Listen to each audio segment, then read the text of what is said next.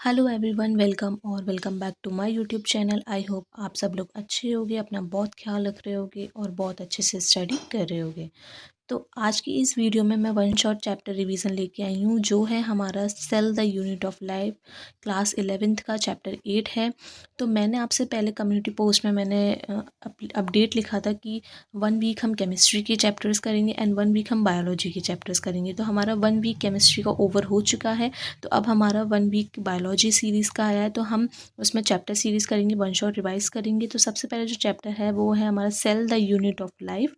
तो उसमें मैं सबसे पहले बताऊंगी आपको, काफ़ी इंपॉर्टेंट चैप्टर है, प्लीज़ इसको मिस मत करिएगा क्योंकि नीट के लिए अब ज़्यादा टाइम नहीं बचा है। तो मेक श्योर कि आप इस वीडियो को ज़रूर रीचेक करें और मेरे चैनल को ज़रूर सब्सक्राइब करें। तो चलिए चलते हैं, सबसे पहले देखते हैं हम सेल थ्योरी। सेल थ्योरी जो थी, cell the unit of life में सबसे पहले सेल थ्योरी ही आती है। तो हम देखते हैं कि इसमें क्या लिखा हुआ है, गिवन बाय द श्लाइडन एंड शीजवान।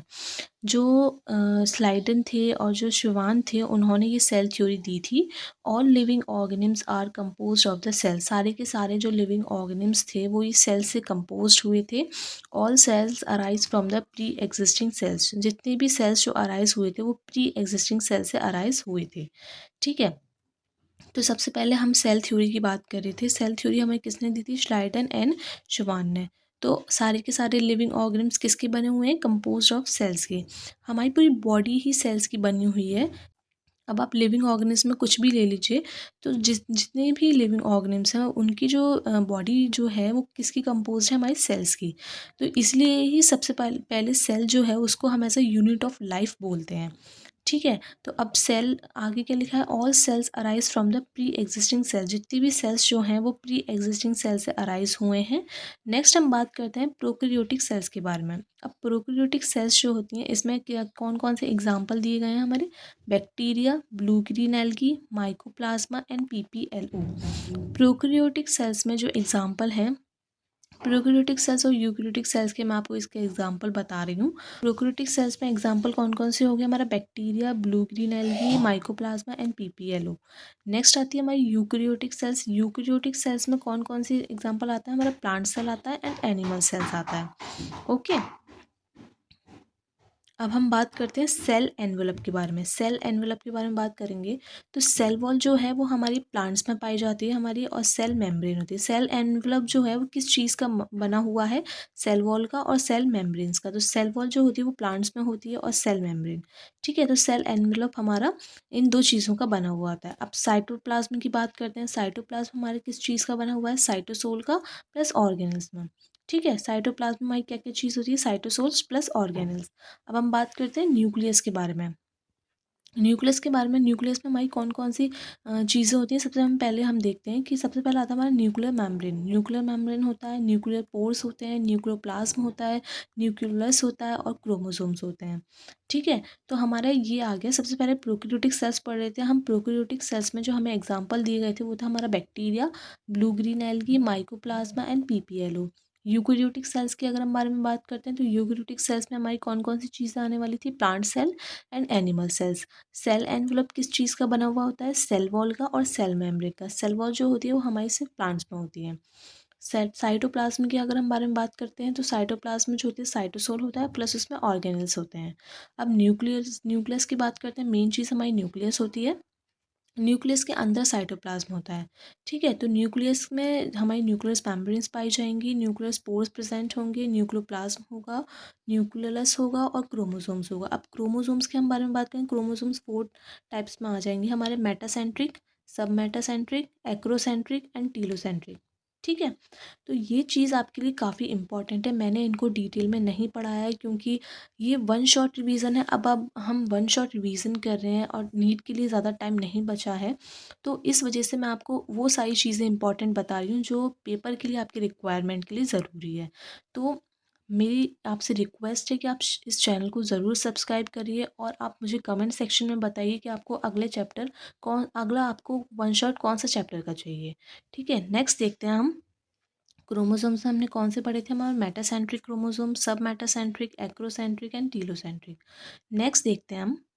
अब cell the unit of life में से कुछ चीज़ें हैं जो उसमें आती हैं, इंक्लूड होती है। सबसे पहला आता है हमारा सेंट्रोसोम एंड सेंट्रियोल।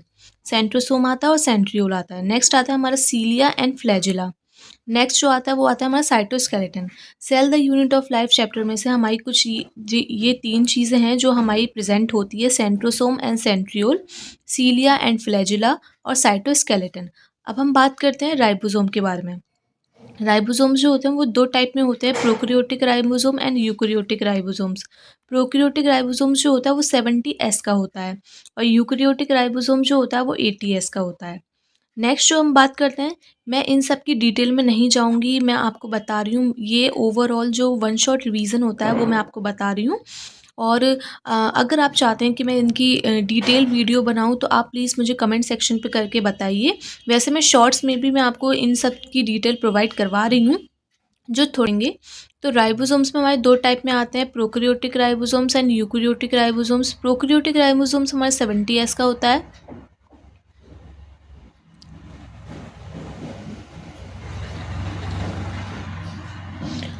और जो यूकैरियोटिक राइबोसोम्स होता है वो हमारा 80S का होता है। अब हम बात करते हैं प्लास्टिड्स के बारे में। प्लास्टिड्स जो होते हैं वो तीन टाइप में होते हैं, क्लोरोप्लास्ट, क्रोमोप्लास्ट एंड ल्यूकोप्लास्ट।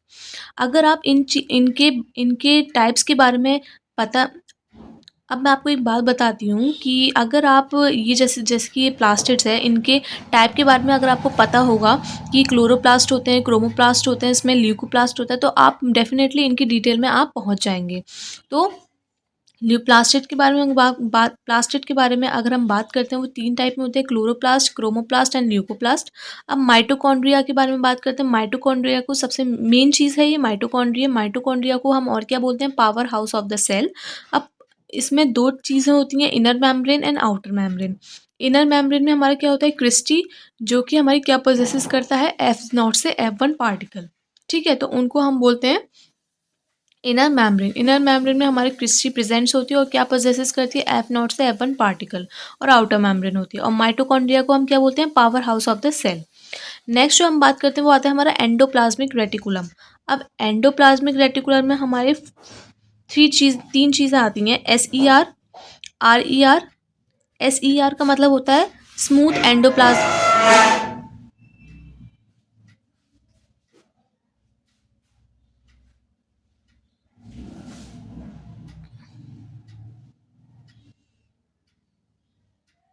अब एंडोप्लाज्मिक रेटिकुलम में हमारा SER होती है जिसे हम स्मूथ एंडोप्लाज्मिक रेटिकुलम बोलते हैं। और दूसरा आता है हमारा RER जिसे हम रफ एंडोप्लाज्मिक रेटिकुलम बोलते हैं। और तीसरी चीज़ जो आती है वो आती है हमारी क्रिस्टर्नी, वेसिकल्स एंड ट्यूब्यूल्स। ठीक है, नेक्स्ट आता है हमारा एंडोमेम्ब्रेन सिस्टम। अब एंडोमेम्ब्रेन सिस्टम में हमारी क्या चीज़ें आती हैं, एंडोप्लाज्मिक रेटिकुलम प्रेजेंट होता है, Golgi apparatus, lysosomes and vacuoles. ये एंडोमेम्ब्रेन सिस्टम होता है पूरा। अब देखिए, अब एंडोमेम्ब्रेन सिस्टम्स जो cell the unit of life है, जो चैप्टर है, इसमें जो मेन पॉइंट है, मेन टॉपिक जो है वो एंडोमेम्ब्रेन सिस्टम है। अब एंडोमेम्ब्रेन सिस्टम में ये फोर चीज़ प्रेजेंट होती है, endoplasmic reticulum, Golgi apparatus, lysosomes and vacuoles. अब सबसे पहले एंडोप्लाज्मिक रेटिकुलम की बात करते हैं। तो एंडोप्लाज्मिक रेटिकुलम में स्मूथ एंडोप्लाज्मिक रेटिकुलम प्रेजेंट होता है, रफ होता है, सिस्टर्नी होती है, वेसिकल्स होते हैं और ट्यूब्यूल्स होते हैं। नेक्स्ट जो गोल्जी एपरेटर्स की बात करते हैं, गोल्जी एपरेटर्स में ट्रांसफेस होता है जिसे हम मैच्योरिंग फेज बोलते हैं, सिस फेज होता है जिसे हम फॉर्मिंग फेज बोलते हैं। नेक्स्ट जो आता है लाइसोसोम्स आता है। लाइसोसोम्स को हम और क्या बोलते हैं, सुसाइडल बैग्स ऑफ सेल्स। ठीक है, लाइसोसोम्स को और क्या बोलते हैं, सुसाइडल बैग्स ऑफ सेल्स। अब वैक्यूल्स की बात करते हैं तो वैक्यूल्स में फूड वैक्यूल आता है और कॉन्ट्रेक्टाइल वैक्यूल आता है। तो ये होता है हमारा पूरा एंडोमेम्ब्रेन सिस्टम का टाइप्स एंड उसके अंदर के टाइप्स। ठीक है, तो ये कवर होता है हमारा एंडोमेम्ब्रेन सिस्टम और ये होता है हमारा cell the unit of life. तो ये होता है हमारा one shot revision of the cell the unit of life chapter. So अगर आपको मेरी वीडियो पसंद आई हो तो प्लीज़ चैनल को लाइक करें, सब्सक्राइब करें, शेयर करें एंड कमेंट सेक्शन में ज़रूर बताइए कि आपको कौन से नेक्स्ट चैप्टर की वन शॉट रिवीजन चाहिए। So I hope, thank you so much for watching this video and I hope do subscribe my channel and hit the bell icon. Bye everyone.